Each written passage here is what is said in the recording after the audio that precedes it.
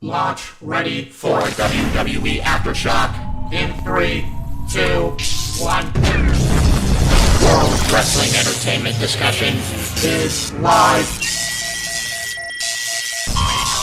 Cue host Owen Finch.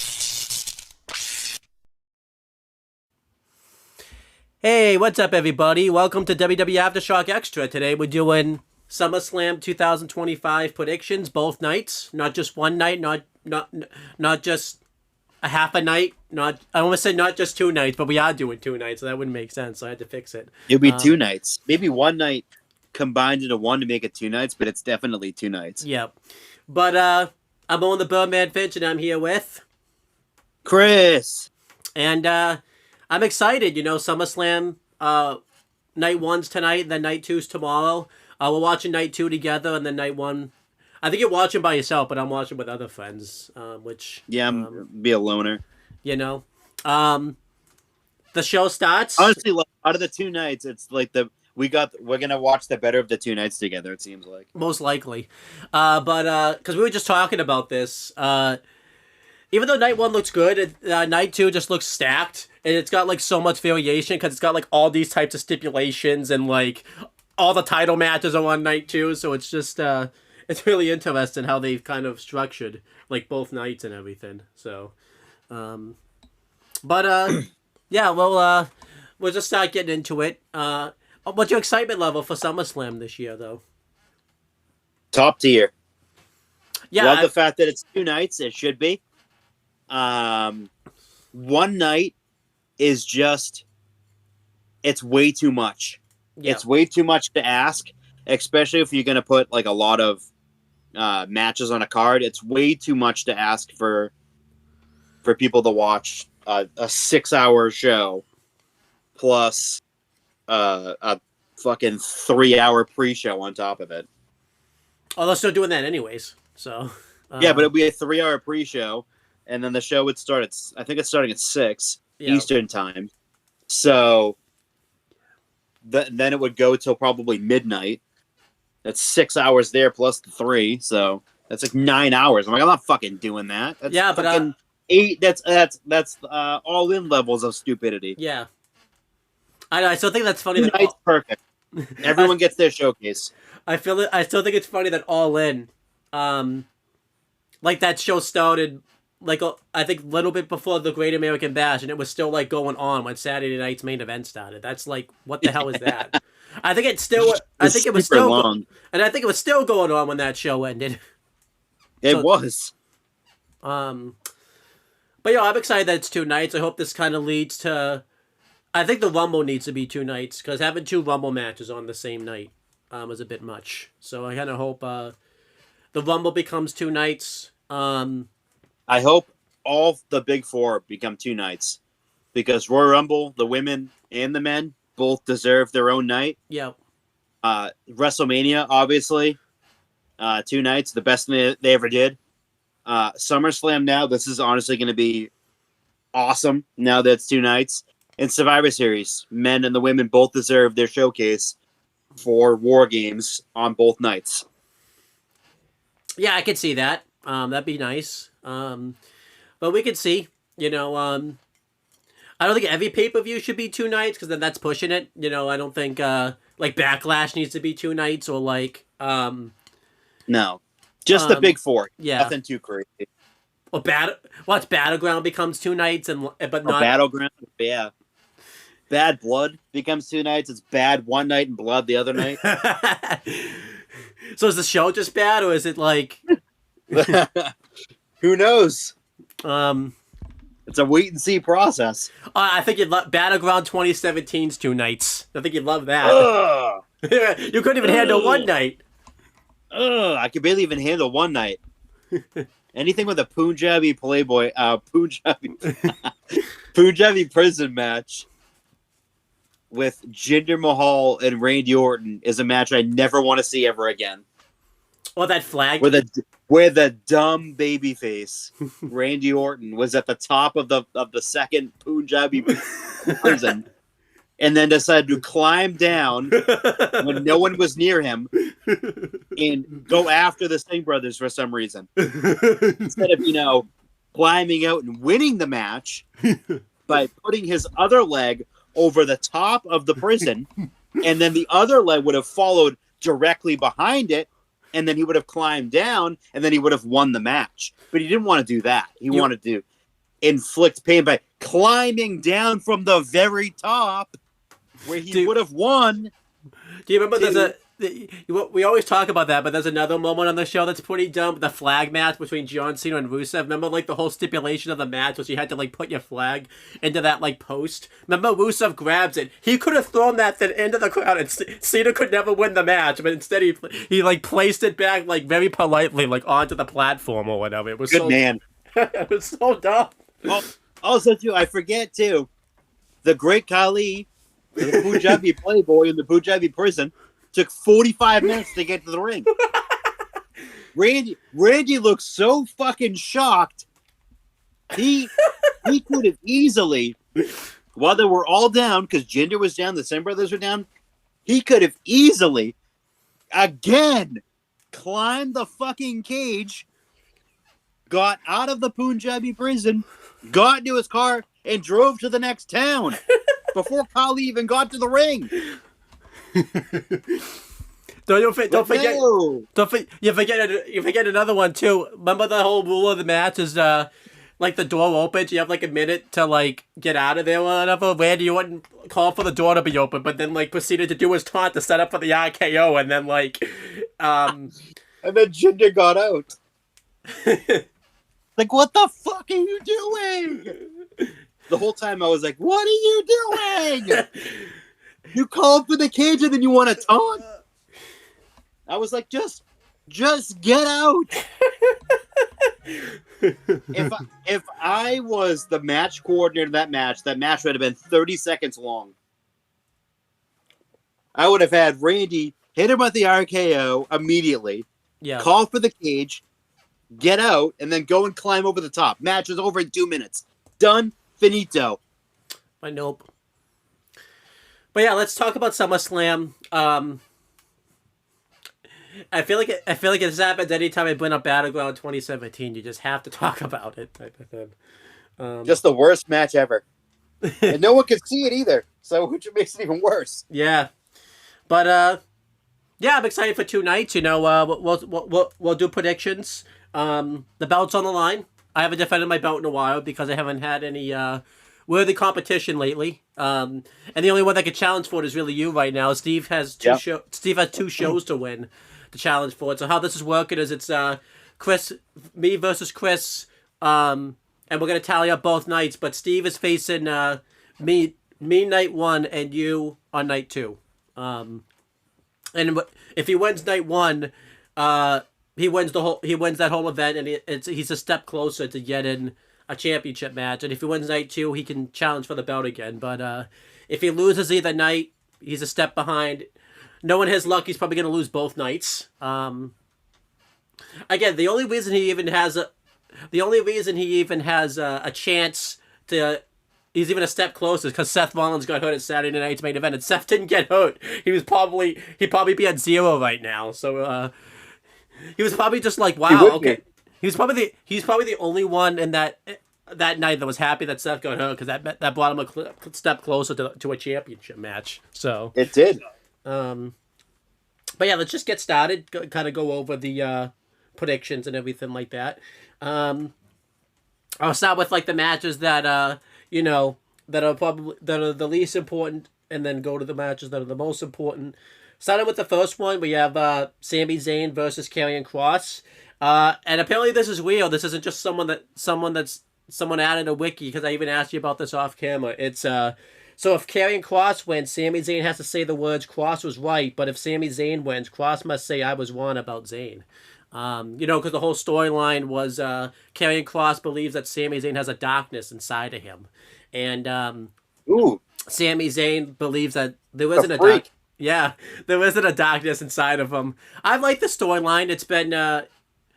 you realize the storyline's really been going on all year. There's just been several backstage like segments where Karrion Kross has been trying to get this darkness inside of Sami Zayn, and it's been kind of scary because every time we see them get together, because as you know, anytime Kross feuds with anyone, that person ends up going heel, and we're kind of scared because we don't want Zayn to go heel because it's just one, but yeah, it seems like this is not a good path. Been a good year for Karrion Kross, kind of, because he's finally gotten himself over. He's been very popular every time he goes to. Anytime he's shown in the arena, the roof goes off for him and everything like that. There won't be any roof tonight though.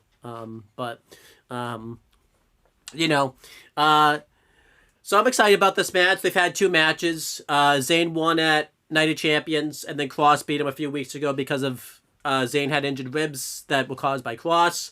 And yeah, we made a joke about this though. What if it's like a double count out, double disqualification? What happened to the stip then? Do they both have to admit each other was like right type of thing?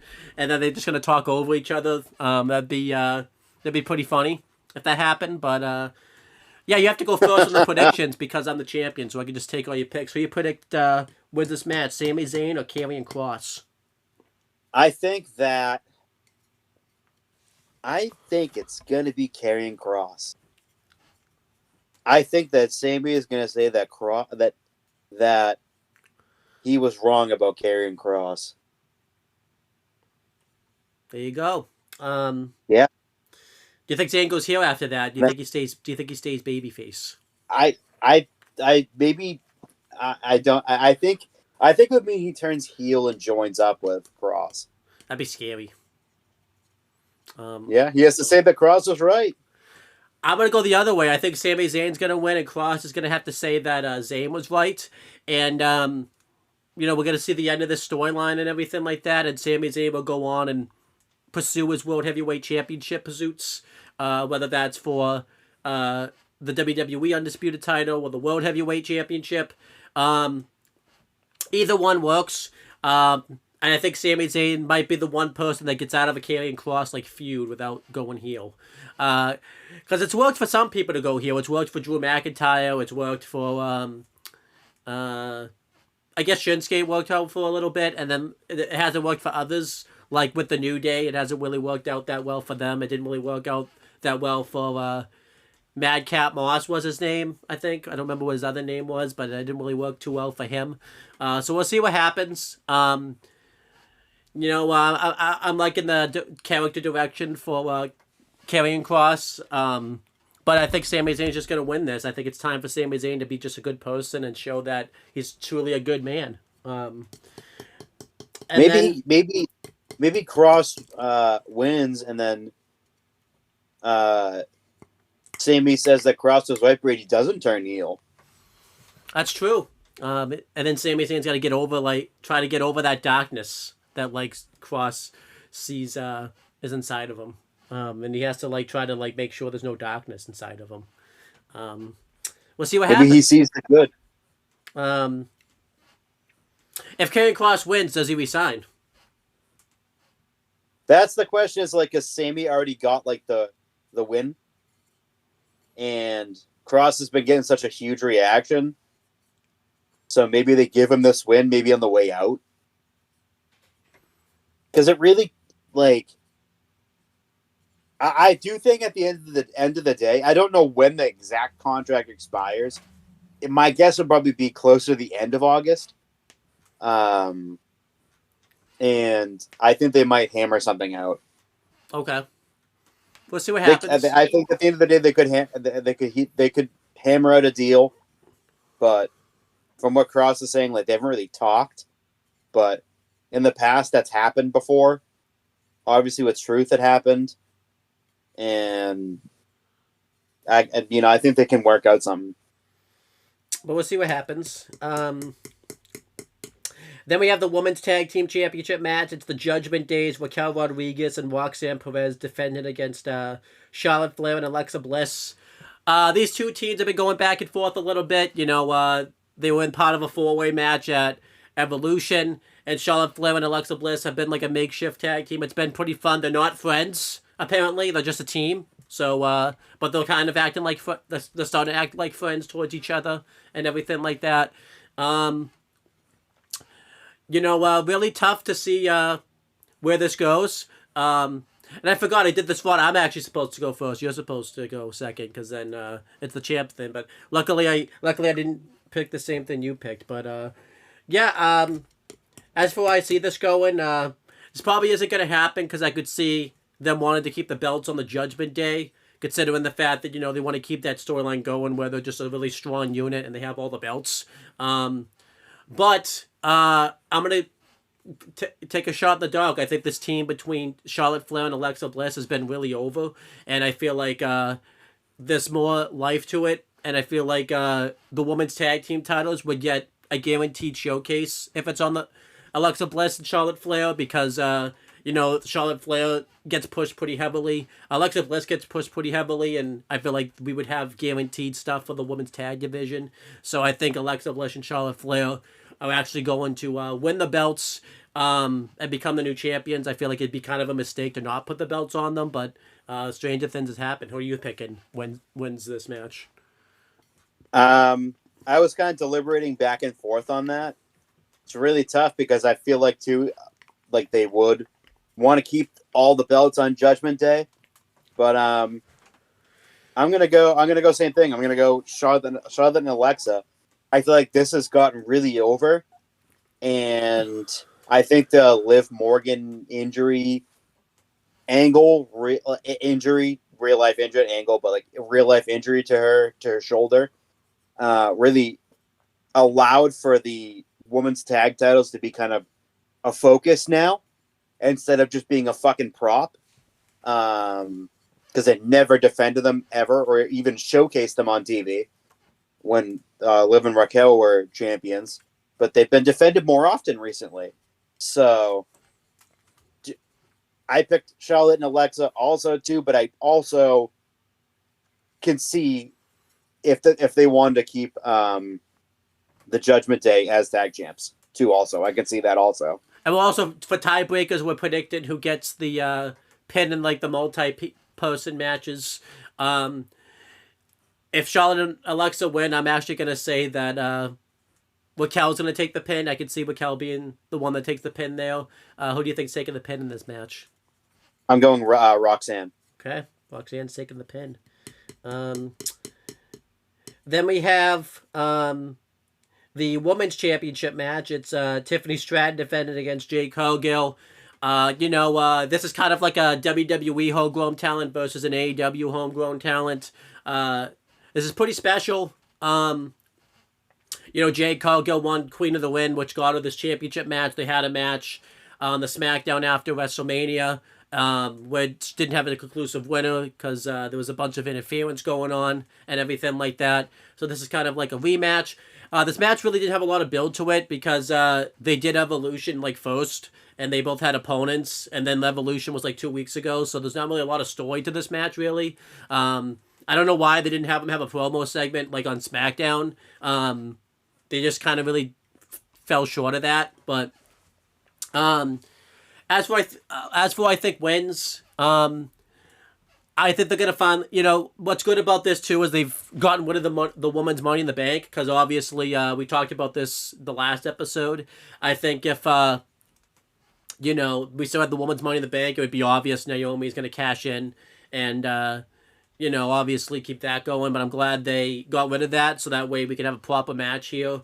And it's really unpredictable now who's gonna win because obviously both these women are pushed very heavily.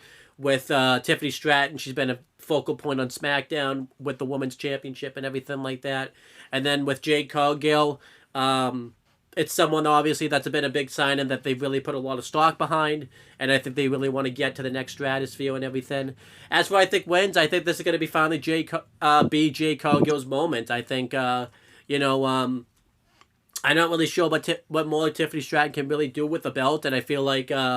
if Bianca Belair is coming back soon, that's a big storyline that can happen with Jade Cargill winning the belt. I think it's just time to pull the trigger and get some showcase on Jade Cargill. They've been showcasing her pretty well. She's been in the tag division, but she hasn't really had a big singles run yet, and this is kind of the opportunity to do that. So I think Jade Cargill is going to win the belt here. What do you think? I do think that it's going to be Jade. I think it's her time. They kind of built the storyline up a little bit before Evolution, right around like Night of Champions time. They kind of did a little bit of like before that where Jade wanted to hold the title and hold on to it, and Tiffany let her. But I do feel like it's Jade's time, and I think she's going to win. Then we have the first of 2 tag matches on night 1. It's Randy Orton and Jelly Roll versus Drew McIntyre and Logan Paul. The match is officially going ahead. Drew McIntyre was able to get back to the States, and this feud has been very good. It's gotten a lot of exposure with Jelly Roll having his performance on SmackDown, and then when he hosted Jimmy Kimmel, they did like an angle there. It's been showcased a lot on Logan Paul's podcast and things like that. And then they did the angle where they went to the PC and attacked Jelly Roll. Jelly Roll is very committed to this. It seems like he's he took 3 months off of his of doing concerts and his music career to really commit to this. He's been living in Florida and working at the PC. He's looked good in the brawls that he's had. I think I think he's maybe not like a Pat McAfee type, but I think he's gonna. I use McAfee as the example because obviously we really didn't know what to expect from Pat McAfee, and then NXT Takeover 30 happened and he looked awesome. I think the same thing could happen. As for who wins, I think it's going to be Randy Orton and Jelly Roll. I think it's going to be a good moment for Jelly Roll, and I think it's going to be fine for him to win. It's going to be a way for him to get his revenge. And as for who takes the pin, I actually think Logan Paul is going to take the pin. I feel like Jelly Roll is going to get some ultimate revenge on Logan Paul. Logan Paul's just trying to defend wrestling, and he's not doing a good job of it. So we have to see what happens. What do you think about this? Who do you think's winning this and everything like that? I think Randy and Jelly are going to win. I also agree that Logan's going to take the pin. I think it hurts Drew more if Jelly Roll pins him. The only way that doesn't hurt Drew is if Randy pins him. Yeah. But I don't think that's going to happen because I think they're going to carry the majority of the match, Randy and Drew. But I do think Randy and Jelly are going to come out on top, and I think Jelly's going to surprise a lot of people because he's been working extremely, extremely hard at this, dedicated himself to it, really has become another one of those celebrities turned wrestlers or celebrity that makes a wrestling appearance that actually gives a shit about the product and actually gives a shit about what he does in that ring. And same thing with Bad Bunny and Logan too also and Jelly Roll. Those guys have my respect forever and ever because they came into this and they loved it and they respected it and they respected wrestling and they didn't treat it like a way to come in and promote their next song.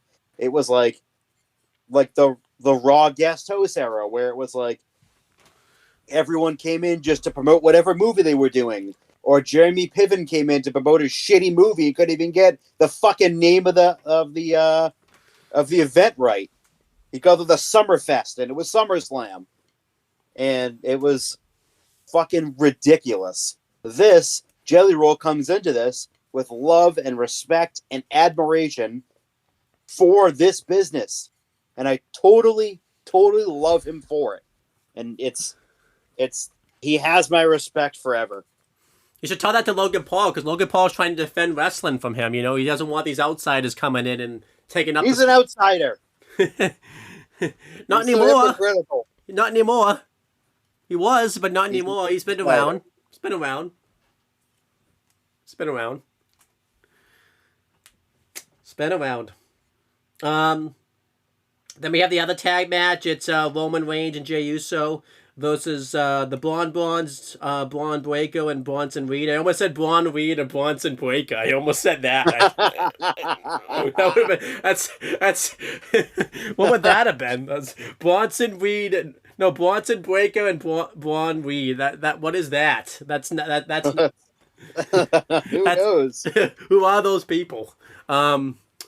But this feud's been built up pretty well. Obviously, they've had to pivot because Seth got hurt. I think he was supposed to be involved in this somehow, and then it just maybe it's probably meant to be a 6-man too, maybe with LA Knight involved or something. I'm not really sure, but obviously Seth was supposed to be a big factor in this, and then obviously it just really couldn't happen.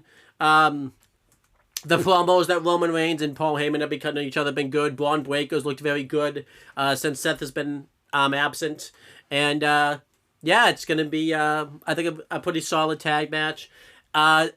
Really tough because they both teams kind of need to win. I think Seth's group needs to win more because I don't really know how this continues if they lose, especially with Seth out on injury. Because it's real, no matter what everyone says. But as for I think we'll win. This kind of reminds me, by the way, of, the Christian Cage Jack Perry thing where like Christian Cage got hurt so they couldn't do their match proper until like he was ready to come back, and then like he came back and like it was the feud kind of lost a lot of luster because Christian Cage was gone for so long. But we'll see what happens. I don't think it's gonna happen with Seth because WWE understands how to keep a feud like going and keep it hot, as we saw with the Drew McIntyre CM Punk feud from last year. So we'll see what happens. I'm probably going to get this wrong, but I'm just going to go with it. I think the Blonde Blondes are going to win. I think they kind of need to win to keep this going. I don't really know how, and I feel like they need to look credible. I think it would make them look awesome if they won. Roman doesn't even have to take the pin. They could have Jay take the pin and do something drastic to Roman, like put him through a table or through the barricade or something. So yeah, I think the Blonde Blondes are going to win, and I think Jey Uso is going to take the pin. He's going to get, like, speared in Tsunami, and he's going to get murdered in this match. Who do you think's going to win this match, and who takes the pin? Boy, you couldn't have been more wrong if you tried. The fucking... the cousins, baby. Come on. The cousins. The OG bloodline. The homies. Let's go. And I think Bronson's going to get pinned because I think I would fucking murder Braun Breaker if he took the pin. I bet they could do something where, like, the cousins win, and then the next night on Raw, Braun Breaker, like, completely weighs out Roman Reigns and writes him off TV or something. I could see that happening, too. Also, pissed off that they lost, and then Breaker just goes on a fucking... like what they did last Monday. Yeah. Past Monday and Raw, but they just fucking destroyed them, and that is a way for Roman to be written off TV again, probably to come back closer to War Games, and maybe sets up a War Games match with the Usos and Roman, and maybe Sammy, throw him in there versus. Well, how is he going to Seth? Probably would be back by then. How's he going to do that if he's a heel with Karrion Kross? That's if Kross isn't around. Oh. What if Kross is always around? He's the devil. What if Kross joins the bloodline? Anyone can join it. Don't forget, just because Karrion Kross isn't, signed to a contract, he's always going to be the devil on Sami Zayn's shoulder. Don't forget that.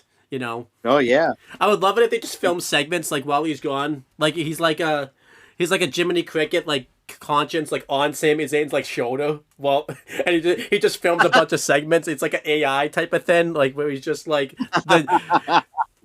he's just like the devil on. He's legit the devil on Sammy's shoulder. And anytime Sami Zayn thinks about going good, Kross is the devil on his shoulder, pulling him to the dark side. That'd be awesome. Yeah, that'd be great. That'd be amazing.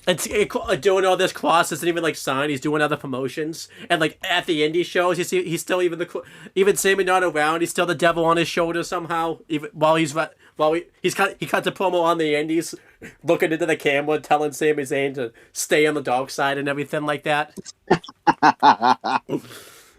Stay on the dark side, my boy. that'd be awesome. That'd be crazy. But yeah, then we have the main event of night one, potentially. It's either this or the tag match, but I think this is going to be the main event of night one because it just makes more sense. It's the World Heavyweight Championship match. It's Gunther defending against CM Punk. This is just strictly business. CM Punk just wants to be champ. He won a gauntlet match to get here, and Gunther takes this business personally. He wants to get results and wants to just beat up people. I think there's going to be a hell of a match. It's like the first proper person CM Punk's came to face that he's come back that he hadn't really faced much before. I know he's faced Sammy on Raw, and I think him and Drew did some stuff together before he left. But this is going to be a hell of a match, I think. And as for who I think will win, I think this is going to be finally Punk's moment. I think he's finally going to win the World Championship. And he's going to win the world title. And I think this is going to drive Seth crazy. And when he's ready to come back, he'll like go to cash in on CM Punk and all that type of stuff. So I think Punk's going to win. I think this is finally his moment to win the World Heavyweight Championship. I think it's going to be a good way to end off the show. What do you think? I think that it's going to be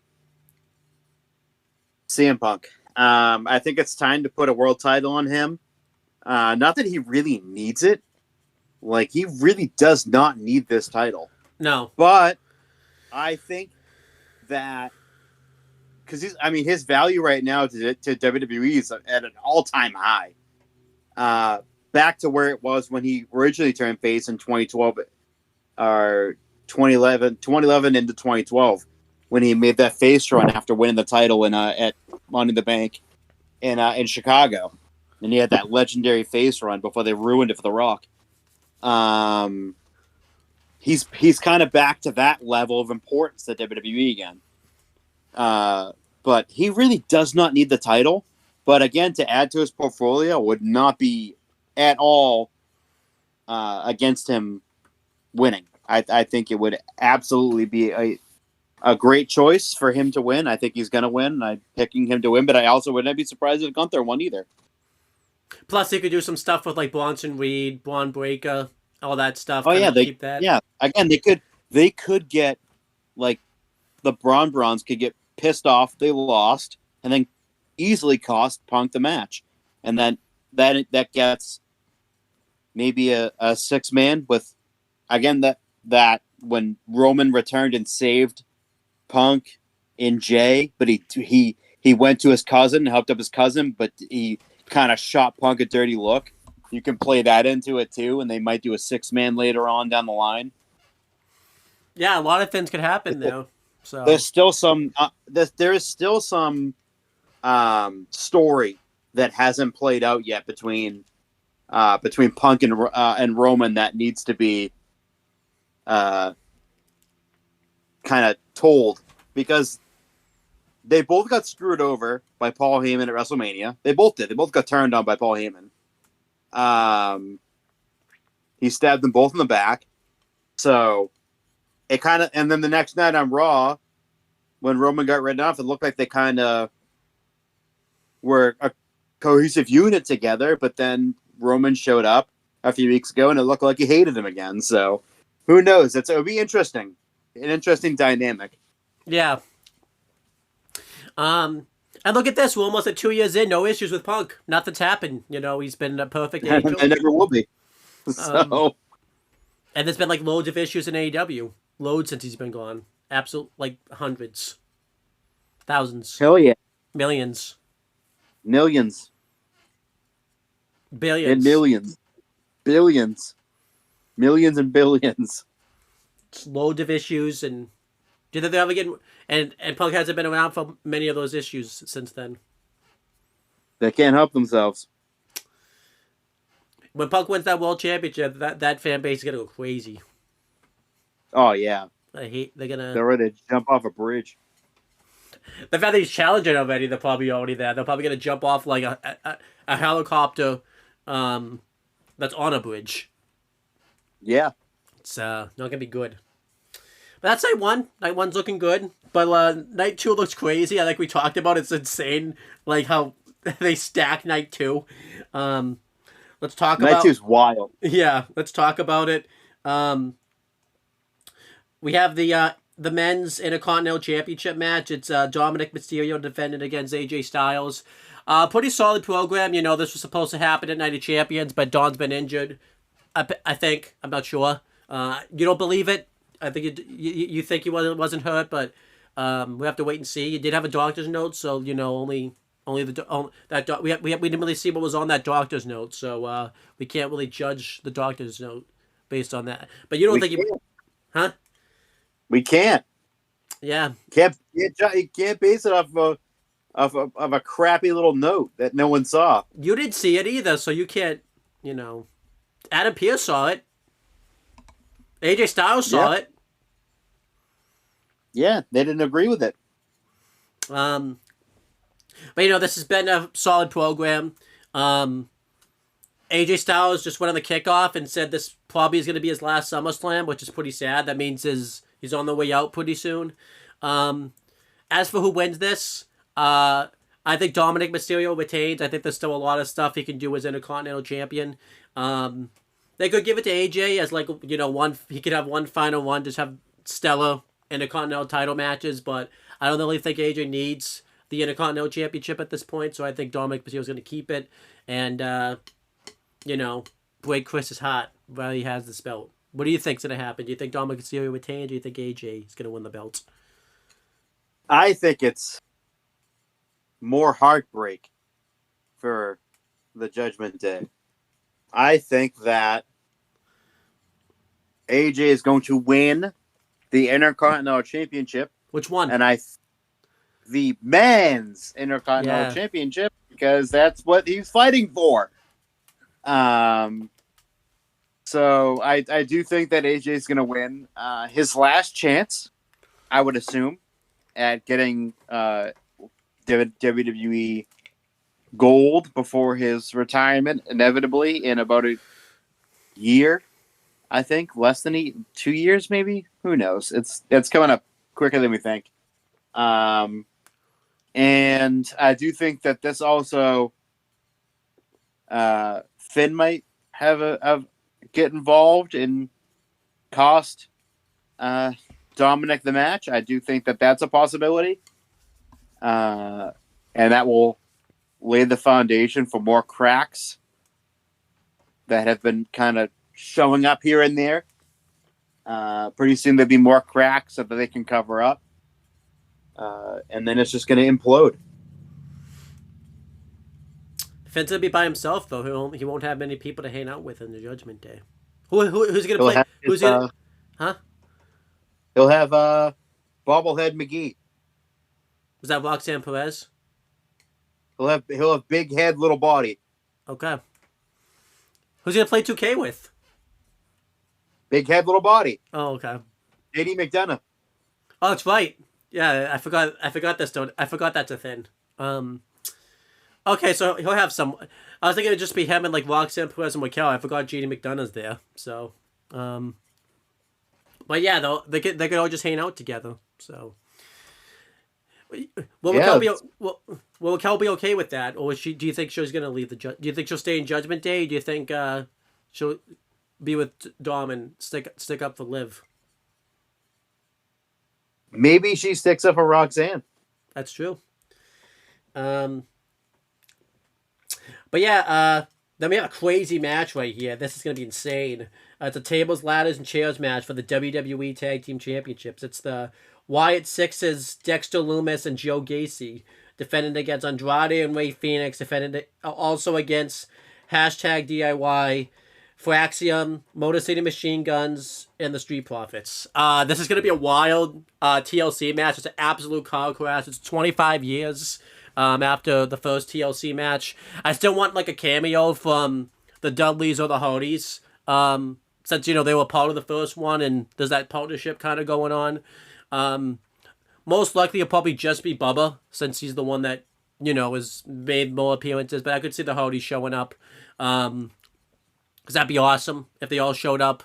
Especially because they're about to have a match at Bound for Glory, so that'd be cool if they showed up to the 25th anniversary of the first TLC match and everything. They could come out and present the belts or something, or no, in my life they're gonna do they'll just be on the countdown show on the panel just talking about it. They won't even come out for the match or whatever, or they'll be in the crowd just waving type of thing.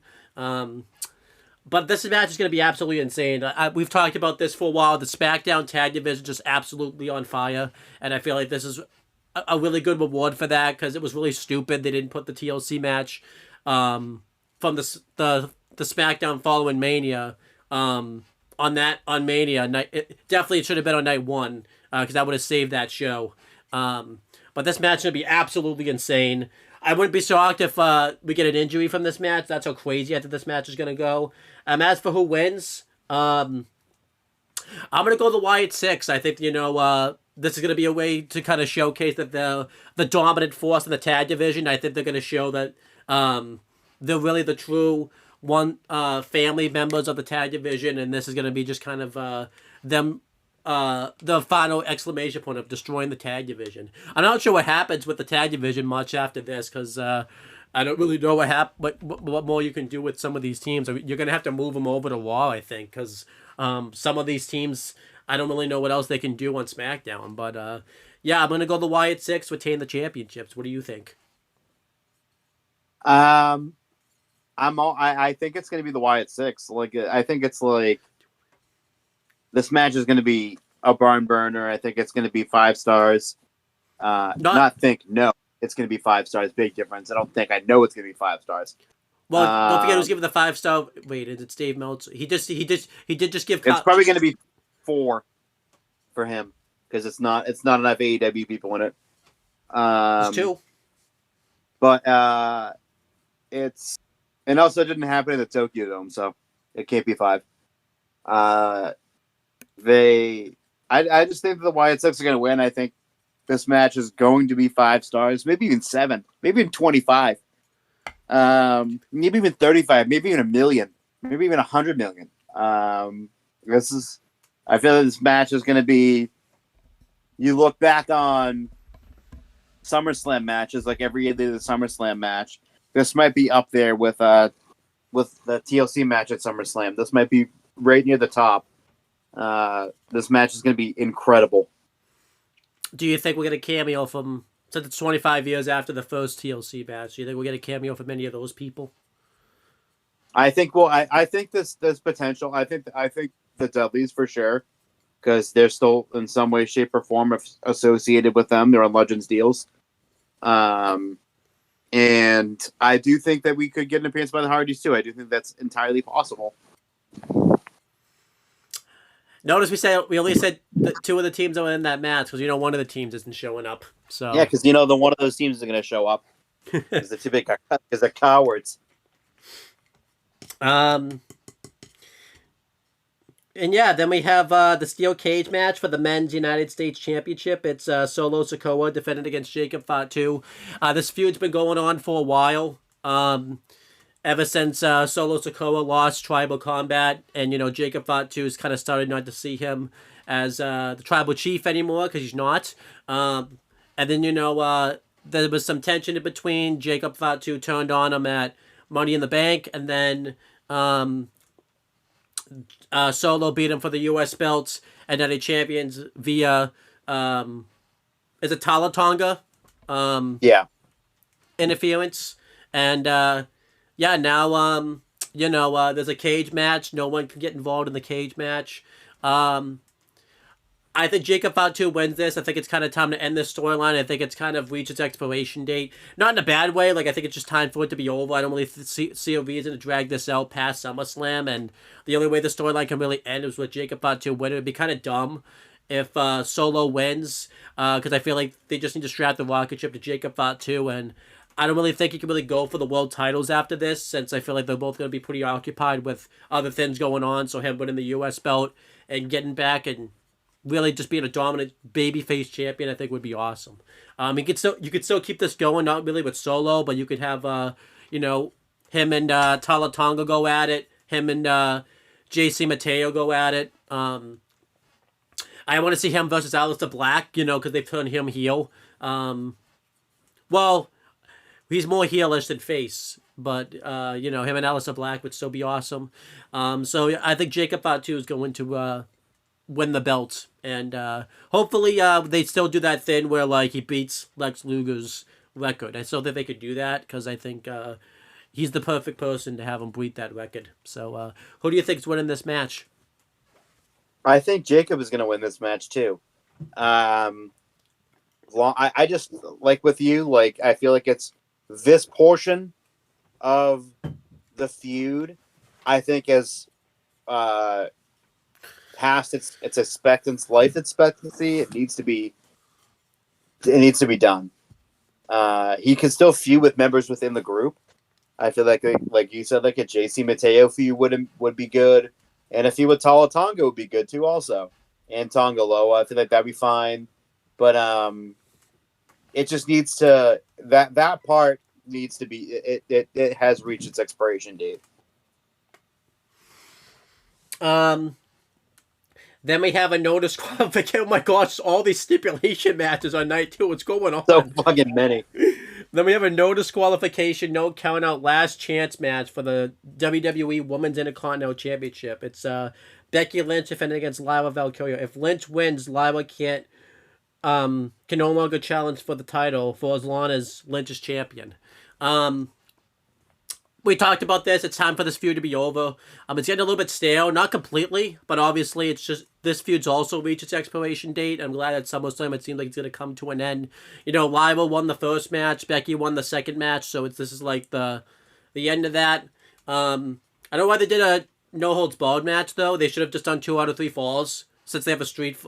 It'd be one thing if this was on night 1, that'd be fine. But since they have a street fight on night 2, also they should have done 2 out of 3 falls instead of no disqualification, no count out. But whatever. I was kind of interested to see what they could do with this. I think Becky wins via Bayley turning heel and costing Lyra the match. It seems like that's the direction they're gonna take. I don't know if I want Bayley to go heel. I feel like she hasn't really done a lot as a babyface because she's been but they've been kind of building that up because they've been saying on Raw that she hasn't won like a singles match since February, and then like they did that segment on Raw where like she was really out of it and not very upset that she's been on a losing streak, and her and Lyra have been kind of going at it on the house shows. They've been she hasn't been a heel necessarily on the house shows, but she's been working heel on the house shows, so I think she's fully gonna go heel. The only way this feud can really move on is if Lyra loses, because then that way she can't challenge Becky for the belt. And I was trying to think, there's other people that Becky can face for this belt. There's still Natalya, there's Asuka or Kairi Sane, Io Sky if they want to put her in that mix. Rhea Ripley would be pretty cool. So there's still other people that Becky can face for this title. So that's cool. I don't really know who Lyra can face for this belt if she wins. I feel like Becky's kind of it. So I guess Bayley, but that'd be kind of it. But yeah, I'm going to say Becky Lynch retains via Bayley turning heel. Very predictably. What do you think? I think that Becky's going to win because I think Bayley will turn on Lyra. And if she doesn't, which is like, it's obviously predictable that that seems the direction they're going in is a Bayley heel turn. But I can also see it where she doesn't turn heel and it leads to like a Bayley Becky feud for the IC title, the women's IC title. And it's like Bayley says, if I don't win that, they'll do like a quote unquote like if I loser leaves town match or something with Bailey. Like if I don't win, I'll leave the company or whatever type of thing. Yeah. So She hasn't returned yet, so yeah. which I think would be. I actually think that'd be better actually than Bailey just going heel. So, but then we have the women's triple threat match. It's Naomi defending the women's world championship against Rhea Ripley and Io Sky. This match, has had a little bit of build to it. Naomi cashed in doing the main event of Evolution with Rhea Ripley and Io Sky. So this kind of caused this triple threat match to happen. The winner of this match is going to face Stephanie Vaquer at Clash in Paris at the end of the month, which you're probably not hosting because you're not going to end up hosting that. I just don't see that happening. I like how you just called it out. I'm not even going to give you like a chance to offer to host. I just know for a fact you're not hosting it. So I'm like, nope, you're not hosting. It's not even like me telling you, like, it's at the point I'm just telling you what you're hosting and what you're not even hosting. You don't get to throw the... It is like bucket. You're not hosting it type of thing. Well, if you're going to try to host now, and I'm not going to let it happen. Like, nope, no hostage. No. Maybe I won't even try. Huh? Maybe I won't even try. I feel like you're trying to host with like other people, and I just won't let it happen. Like, no, you're not hosting this show. You can't have friends. You can't have your friends come over for this show, type of thing. I don't have many friends. But anyhow, so I'll be like that giant crab from Family Guy that like your friends are trying to come over. I'll be like at the door, like be like, nope, you're not coming over here. Like, nope. And then your friends will be like, let's just do this another time. This kid won't let us come over. Like this idiot won't get out of the way. But yeah. So I don't even know what happened there. I don't know either. So I don't even know what happens half the time. But yeah, let's do predictions. Naomi just won the belt. So I feel like she's gonna retain. I feel like she hasn't really had much of a run with the belt. It's been like 2 weeks, and I feel like she should at least have somewhat of a run with the belt. And I think Naomi's going to win and pin probably Io Sky. I feel like Rhea Ripley's gonna have a good story here. Was Rhea Ripley will finally have Io Sky beat, but then Naomi's going to lay her out and then pin Io Sky. So I think Naomi wins via pinning Io Sky. What do you think? I think that I think Naomi wins because I think it's just way too soon for her to lose the title. It just wouldn't make any sense. She just cashed in recently. And I think Io takes the pin.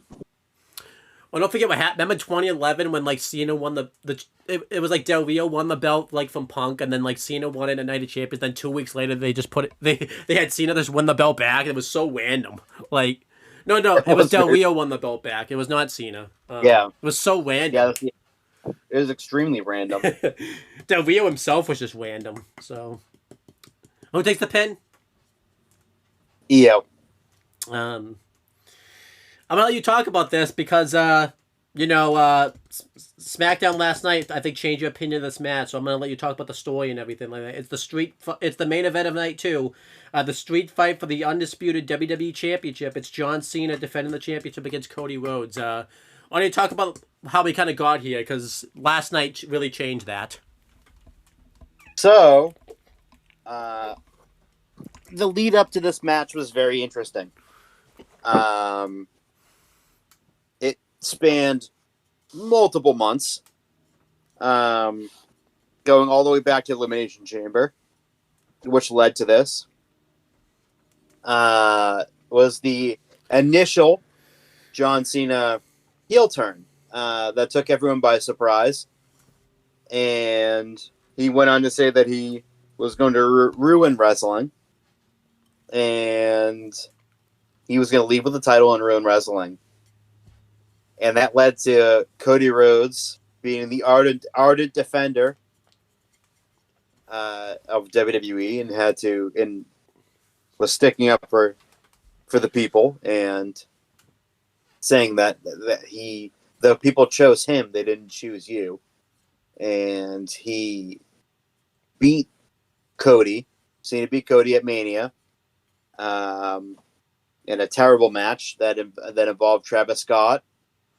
And they've been continuously kind of feuding with each other throughout the summer so far, spring and into the summer. And Cody beat the crap out of John after John said in San Antonio said that he didn't want to compete at SummerSlam because he was exhausted and he didn't want to put on a match. Just didn't have the energy to.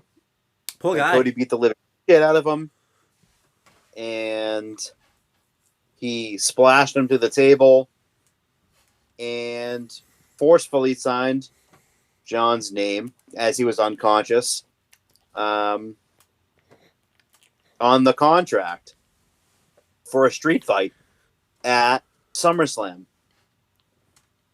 And then this past week, they had a face-to-face, and we got a different side to Mr. John Cena. We got a side that we haven't seen in a very, very long time. A more humble, a more energetic, a more loving, a more gregarious version of John Cena.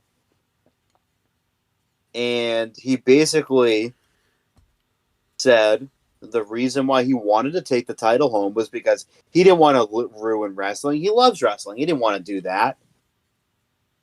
He wanted to take the title home because he didn't want people to forget about him.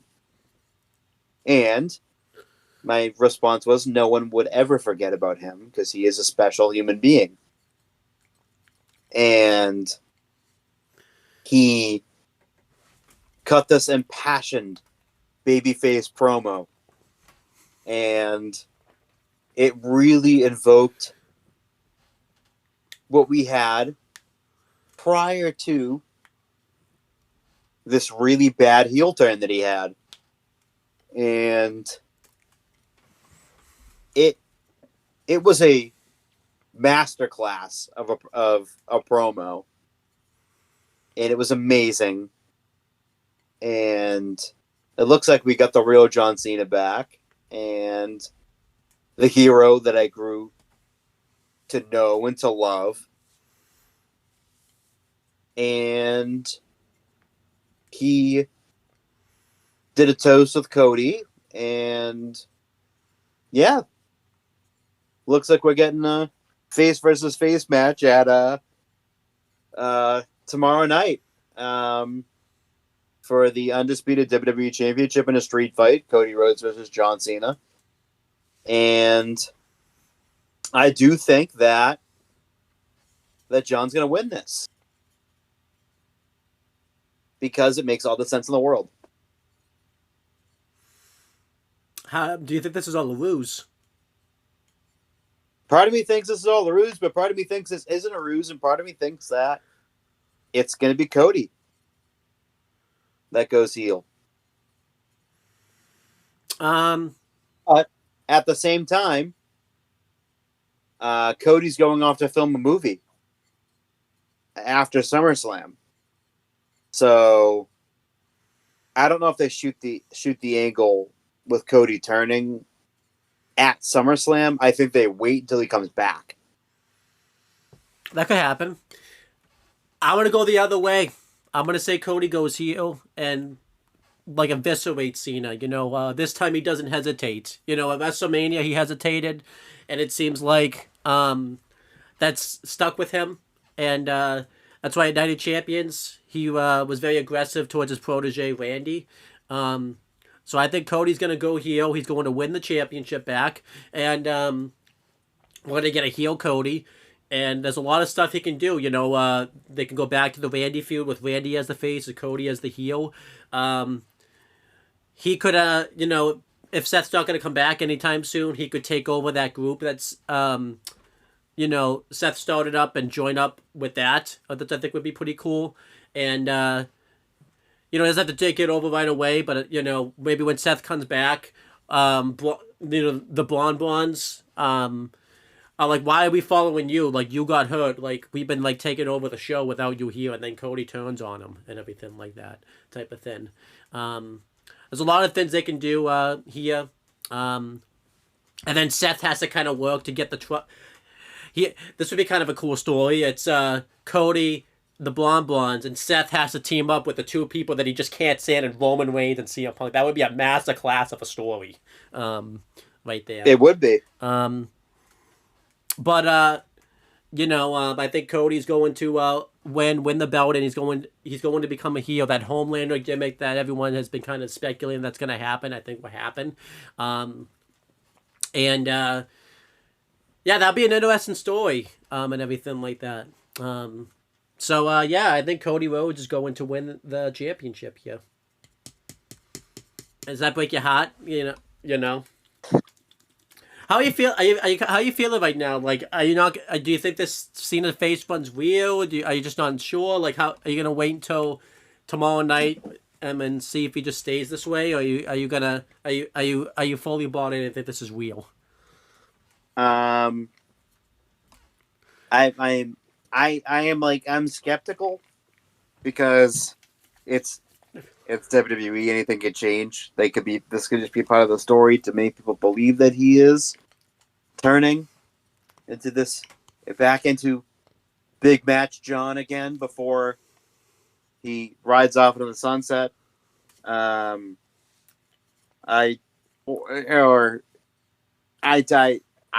don't know. It's tough. It's really going to be like interesting to see what happens like post match. Yeah, because that will be really the inclination, or it could leave us on a cliffhanger. I feel like too. The only reason I could see this being real is because obviously we haven't seen the walk around, and then like WWE just had that falling out with Travis Scott. So like the people like behind this heel turn aren't even like there anymore. So it's like I feel like, and the heel turn itself just hasn't really worked out that well. So I'm like, yeah, let's just go back to being a face and like actually let you end your career on like a little bit of a highlight and everything like that type of thing. So, yeah, we'll see what happens. Yeah,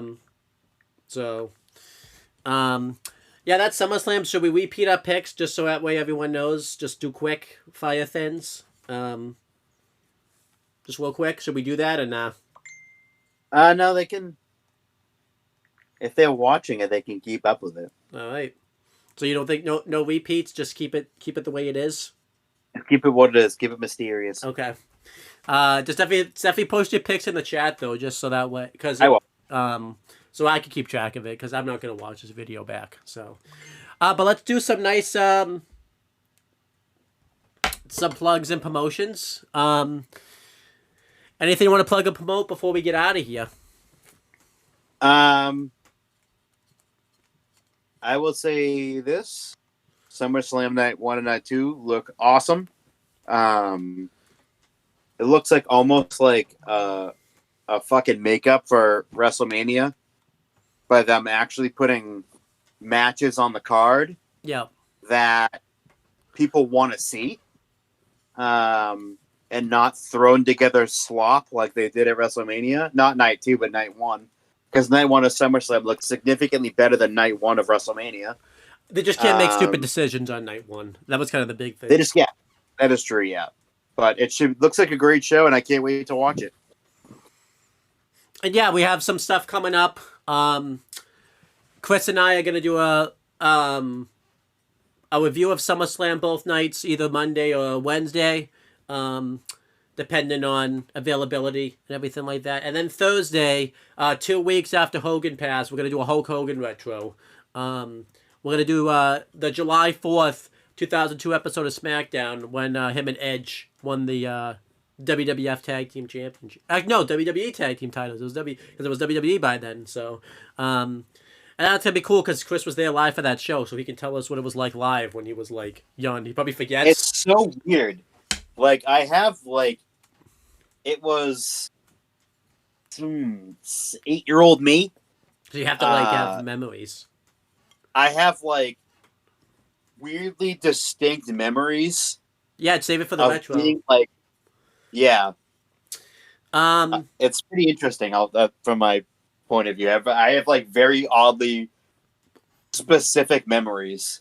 and then other things to look forward to. After like August 16th week, Chris and I are gonna really plug along. I think the goal is we try to do 2 videos a week, an aftershock and a retro every week after August 16th. Maybe some weeks 3, so that way we can, because I feel like if we do 2, that way we can get all our retros in and everything like that. So, Yeah, we gotta start putting the get on the highway here. but yeah, I think I think the goal is if we do 2 to 3 videos a week,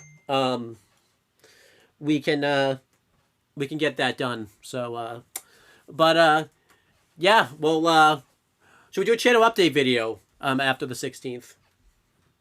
Yeah, Yeah, let's might as well. do a channel update video, and then So we're gonna do a channel update video, and then like not do anything that we said on the channel update video. potentially, I think we should try. So, yeah, we'll do a channel update video. We did try. We were doing really good, and then we fell off the wagon. Yeah, June knocked us off the. Well, to be fair, we were both busy in June and July, and then Yeah. So A lot of personal stuff happened, so it's yeah, we both went on vacation and stuff too. so good. And then we were doing really good when we made that channel update video. We have done like 2 weeks in a row.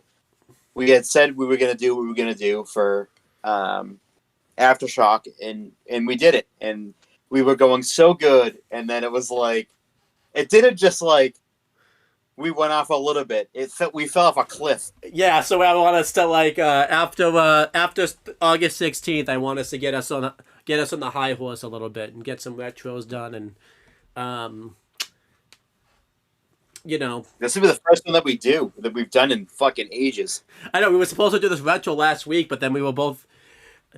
Well, you were busy last week, and then work just kicked the shit out of me last week. So, you know, so yeah, we'll definitely see if we can get it done. We'll see each other tomorrow, so maybe we'll sit down and doing like the countdown show while we're in the pool tomorrow. We'll like sit down and say like, hey, we'll do these retros. I'll make like a list of when we'll try to do each one. I definitely think after we'll say in the update video, but I think definitely do 2 videos a week after August 16th.